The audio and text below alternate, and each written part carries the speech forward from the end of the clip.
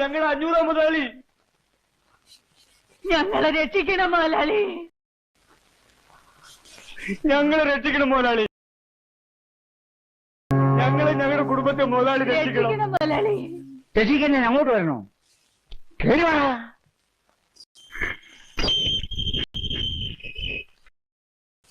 ദേവറന്ന് വെച്ചിട്ടേക്ക് വരുന്നു.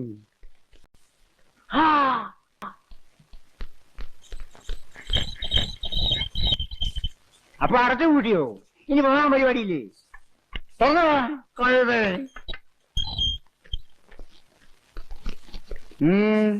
എന്താടാ കാര്യം? 500 മുതലാളി, ഞങ്ങൾക്ക് ഇനി മുതലാളി മാത്രമേ ഉള്ളൂ മുതലാളി. അതെന്താ?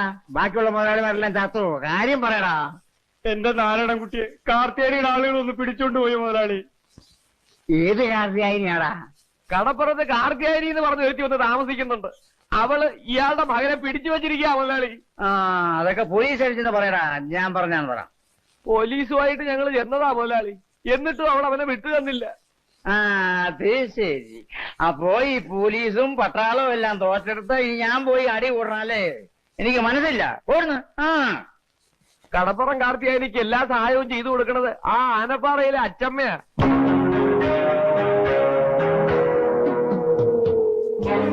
അച്ചമ്മ അയച്ചു കൊടുത്ത ഗുണ്ടകളാ അവർക്കിപ്പോ കാവല്. അതാ ഞങ്ങൾ ഇങ്ങോട്ട് വന്നത്. വക്കീലേ, എടോ വക്കീലേ.